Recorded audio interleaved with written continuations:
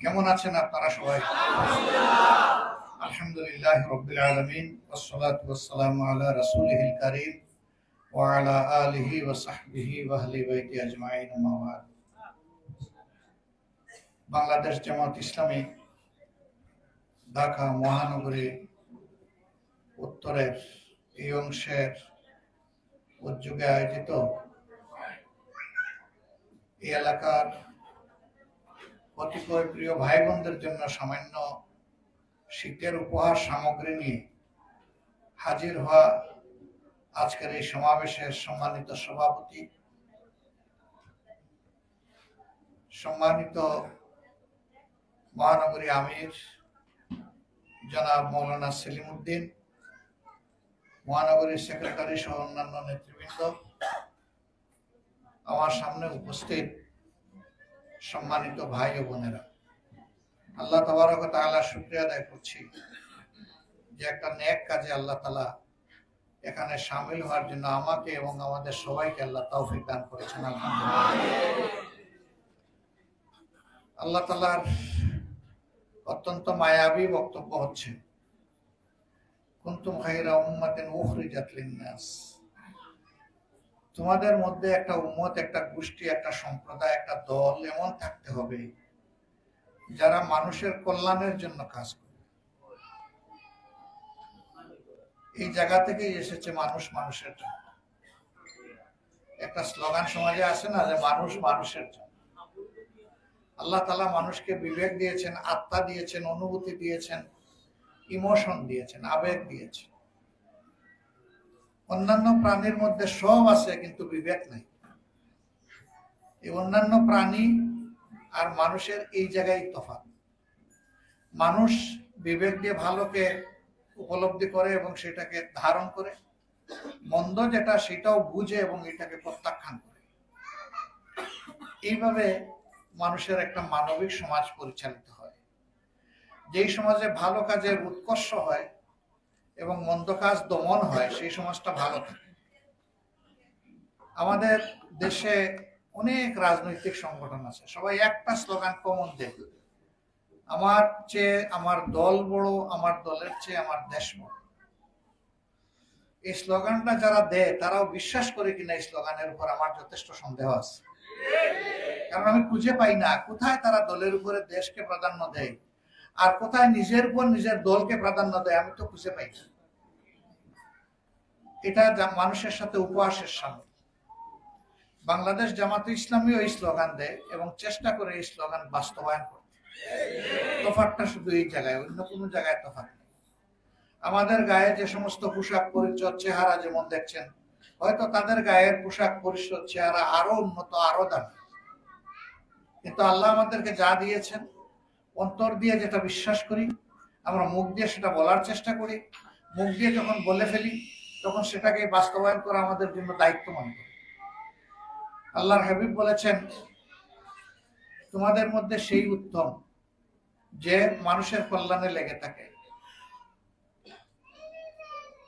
আমরা মানুষের কল্যাণের বহুবিধ পথ আছে। শীত এখনো আসে নাই, শীত আসে আস্তে আস্তে নাড়াচাড়া করতেছে আমাদের কাছে, একটু খাতুকুতু দিয়ে দেখতেছে আমরা ঠিক আছে কিনা।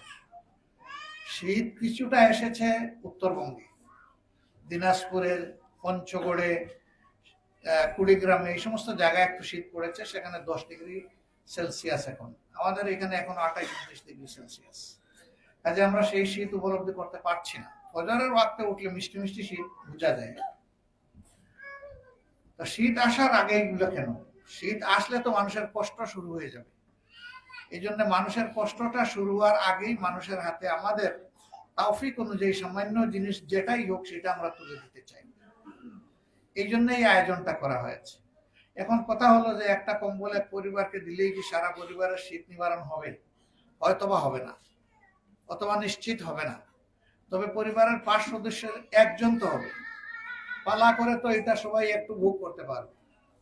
আমরা মনে করি না যে সমস্ত কল্যাণের কাজ একাই আমরা করে ফেলবো বা পারবো। আমরা চাই যে কল্যাণের রাস্তাটা আমরা দেখাই দিলাম, অন্যরাও আসবে। এই কাজটা সবাই মিলে আমরা করি। এরকম সমাজের যে জায়গা থেকে কেউ এগিয়ে আসবে আমরা তাকে মুবারকবাদ জানাবো, আমরা তার প্রতি শ্রদ্ধা নিবেদন করব, আমরা তাকে ধন্যবাদ দেব।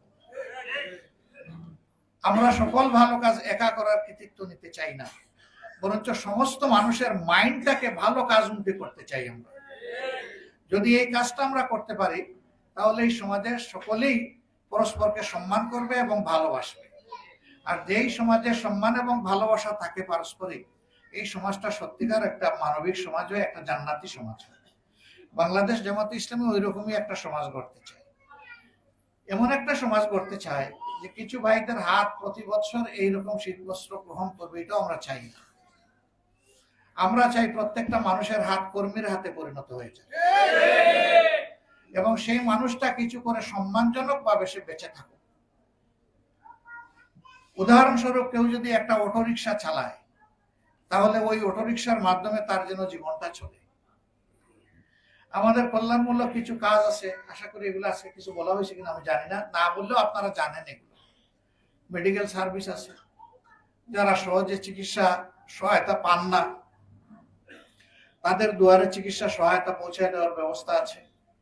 কেউ মারা গেছেন, তার লাশটা একটু দূরে পৌঁছাতে হবে, সমাজে অ্যাম্বুলেন্স ভাড়া দেওয়ার তার সামর্থ্য নাই। আমরা এই ক্ষেত্রে কিছু উদ্যোগ নিয়েছি, তাদের সামর্থ্য অনুযায়ী তারা যাতে পারেন। একেবারে সামর্থ্য যার নাই তাদের জন্য আমরা আছি, তার লাশটাও যেন যায়। সামর্থ্য যার নাই তার লাশ কি পড়ে থাকবে এখানে? তার আপনজনের কাছে যাবে। তো যার কেউ নাই তার আল্লাহ আছেন, আর আল্লাহর পক্ষ থেকে আমরা আছি আলহামদুলিল্লাহ। এই ধরনের ছোট ছোট কাজ মানুষের হাতে তুলে দিয়ে জীবিকা নির্বাহের জন্য বাস্তবে কিছু ভোকেশনাল ট্রেনিং যুবকদেরকে দিয়ে তাদেরকে কাজের ময়দানে ছেড়ে দেওয়া, আলহামদুলিল্লাহ এরও বেনিফিট নগরবাসী পাচ্ছে। এটা যত গতিশীল হবে মানুষের তত সাশ্রয় হবে এবং নিরাপত্তা বহাল থাকবে। যেমন ধরুন আপনার ওয়াশরুমের একটা টেপ নষ্ট হয়েছে, এটা সারার জন্য আপনি একজন টেকনিশিয়ান, টেকনিক্যাল লোক ডাকলেন। লোকটা যদি ভালো মানুষ হয় তাহলে আপনার কাজটা সেরে দিয়ে তার পারিশ্রমিক নিয়ে সে চলে যাবে। কিন্তু দুষ্ট লোক হলে আপনার ঘরে সবকিছু তন্ন তন্ন করে সে দেখার চেষ্টা করবে, তারপরে সেই করে সে চুর কিংবা ডাকাত হিসেবে হানা দিয়েছে। এইরকম বহু কেস ধরা পড়েছে আমাদের সমাজে। তা আমরা এই জায়গায় যদি বিশ্বস্ত, আমানতদার, সৎ, আল্লাহকে ডরায় এরকম মানুষের হাতে কাজ তুলে দিতে পারি, সে অন্তত আপনার এই ক্ষতিটা করবে না। আমরা এইভাবে সমাজটাকে বাস্তবে বদলানোর কাজে আত্মনিয়োগ করেছি। আল্লাহ রসুল সাল্লাল্লাহু আলাইহি সাল্লামের পথ ধরেই আমাদের এই কাজ। এই পথে চললেই শান্তি, এই পথে চললেই আমাদের জন্য স্বস্তি। দেখবেন কিছু লোক আছে, এরা বাহাদুর হইল আমার রিক্সা চালক ভাইয়ের জন্য। এক জায়গা থেকে আরেক জায়গায় গিয়েছে, লোকটা হয়তো তার কাছে 30 টাকার জায়গায় 40 টাকা চেয়ে বসেছে, কথা নাই বার্তা নাই, ঠাস করে একটা চড় বসাই দিল। কেন বসাই দিল? মানুষটা দুর্বল এই জন্য। তো এখন তো পারি না, আমি সিলেটে থাকা অবস্থায় মাঝে মাঝে এরকম দৃশ্য দেখলে আমি গাড়ির দরজা খুলে নেমে গিয়ে বলতাম যে আমার একটা চড় মারেন তো, দেখি সাহস করতে পারেন কিনা। তাহা করে তাকায়, বলে তোর গালে চড় মারছেন কেন? বলে যে ও তো 30 টাকার ভাড়া 40 টাকা চেয়েছে। আমি বলি ও কি ছুরি ধরছিল না আপনার কাছে বন্দুক ধরছিল যে দিতে হবে? না, তা অবশ্য চায় নাই। আমি বললাম বন্দুক ধরা লোকটা আসলে কি চড় মারার সাহস করতেন? যদি বলতো সব দে, তখন তো বাবা ডেকে তার হাতে তুলে দিতেন। সে তো চুরি করে নাই, ডাকাতি করে নাই। আপনি বসে আছেন আরামে সিটের মধ্যে, আর তার সমস্ত শক্তি উজাড় করে আপনাকে সে টানতেছে, এরপরে আপনি তার গালে চড় বসিয়ে দিলেন। আমাদের সমাজে দুর্বলকে শাসাইতে সবাই আরাম পায়। আমরা এই অপসংস্কৃতি পরিবর্তন করতে চাই। আমরা মানুষের শ্রমের মর্যাদা দিতে চাই, যে শ্রমিক কাজ করবে সে যেন তার সম্মানও পায়, তার পারিশ্রমিকও পায়। শুধু পারিশ্রমিক দিলে হবে না, তাকে সম্মানও করতে হবে। যে কাজ আমি পারি না সেই কঠিন কাজটা সে আমাকে করে দিয়েছে, অবশ্যই তাকে আমার শ্রদ্ধা করা উচিত। পারলে তার কপালে একটা চুমু দেন, তার উপযুক্ত পাওনা দেওয়ার পরে আরেকটা চুমু দিয়ে তাকে বিদায় দেন। তখন সে বুঝবে সেও সমাজের একজন সম্মানিত মানুষ। এরকম মানুষের মধ্যে যখন অনুভূতি আসবে, সেই মানুষ তার সমস্ত যোগ্যতা উজাড় করে এই সমাজকে সেবা দিবে। আর যখন দেখবে পদে পদে তাকে অপমান করা হয়, তখন সেও কিন্তু তার প্রতিশোধ নেওয়ার চেষ্টা করবে। যখন এই প্রতিশোধ নেওয়ার চেষ্টা করবে সমাজে, তখন আর শান্তি থাকবে না। আমরা এরকমই একটা সমাজ গড়তে চাই। এরকম একটা সমাজ চাই আমাদের দেশে গরিবের ঘরে সন্তান জন্ম নেওয়ার পরে, জন্মের পরে তার অসুখ হয়েছে, সেই অসুখ সারানোর জন্য একটা ঔষধ তার বাবা কিনে দিবে, এই সামর্থ্য তার নাই। রাষ্ট্রকে এই দায়িত্ব নিতে হবে। যার সামর্থ্য আছে সে তো আসবে না রাষ্ট্রের কাছে, আসলেও তারও দিতে হবে। কিন্তু যার নাই তার পুরো দায়িত্ব রাষ্ট্রকে, সরকারকে নিতে হবে। এবং এটা অসম্ভব কোনো ব্যাপার নয়। আজকে একটা শিশু যদি তার শৈশবকাল থেকে সুস্থ হয়ে সবল হয়ে বেড়ে উঠে সুশিক্ষা পায়, এই সন্তানই তো আগামী দিনে বাংলাদেশের চেহারা পরিবর্তন করে দিতে পারে। আমি প্র্যাকটিক্যালি জানি। আমি একজন ছোট্ট চিকিৎসক। আমাদের ওইদিকে চা বাগান সিলেটে বেশি, আপনারা জানেন।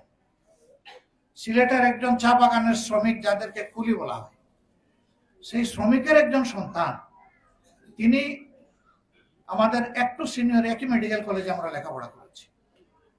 বাংলাদেশে এখন এই হ্যান্ড সার্জারি, তার উপরে আর কোনো বড় সার্জন নাই। তাহলে ওই ঘরেও তো মানিক লুকাইয়া আছে। সেই মানিকের মেধার বিকাশ হলে এই লোকের এখন সার্ভিস কে পাচ্ছে? আমার মতো লোকেরা পাচ্ছে, আমার চাইতে আরো যারা বেটার পজিশনে আছে তারা পাচ্ছে, গরিব দুঃখী মানুষও পাচ্ছে। তো তার যে মেধা নষ্ট হয়ে যায় শিক্ষার অভাবে, এ দায় সরকারের। এই জন্য আমরা চাই প্রত্যেকটা শিশু জন্ম নেওয়ার পরে তার মেধা বিকাশের জন্য উপযুক্ত শিক্ষা তাকে দিতে হবে।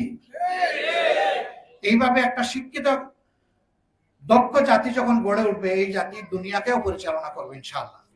আর এই জাতির মাথার উপর মাতব্বরি করার সাহস কারো হবে না। এখন সবাই মাতব্বরি করে কেন? ওই যে বলে না, গরিবের বউ সকলের ভাবি। ছেলেও বাড়ির পাশ দিয়ে যাইতে বলে ভাবি কেমন আছেন, বাবাও বলে ভাবি কেমন আছেন। কারণ ওই ভদ্র মহিলা নিরীহ মানুষ, প্রতিবাদ করার শক্তি তার নেই। কিন্তু যদি কোনো সম্ভ্রান্ত প্রতিষ্ঠিত পরিবারের কোনো বধূকে, মেয়েকে, বোনকে, মাকে এইরকম অপমান করা হয়, সাথে সাথে আগুন জ্বলে উঠবে, উঠবে না? আমরা এই বৈষম্য চাই না। আমরা বৈষম্য চাই আমাদের মায়ের জাতিরাও সর্বোচ্চ মর্যাদায় সমাজে থাকবে। দুনিয়ায় দুইজন মাত্র মানুষ মার পেট ছাড়া জন্ম নিয়েছেন, একজন হযরতে আদম আলাইহিস সালাম, আর একজন হযরতে হাওয়া আলাইহিস সালাম। আর বাকি সকলেই দুনিয়ায় এসেছেন মায়ের পেট হয়ে। সুতরাং মাকে মায়ের মর্যাদা দিতেই হবে। তিনি গরিব না তিনি ধনী এটা বড় কথা নয়, তিনি মায়ের জাতের সদস্য।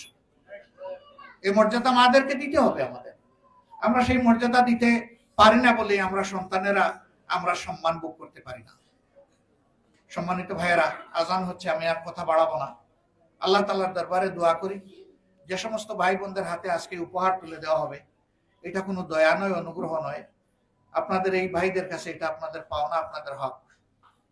আল্লাহ আমাদেরকে যে সামর্থ্য দিয়েছেন, যে আল্লাহ পরীক্ষা করছেন যে আমরা আমাদের ভাই বোনদেরকে অন্তরের অনুভূতি দিয়ে বুঝি কিনা, বুঝার চেষ্টা করি কিনা। জানি না কতটুকু আমরা পেরেছি। আমাদের জন্য দোয়া করবেন, আমরা যেন পুরাটা পারি।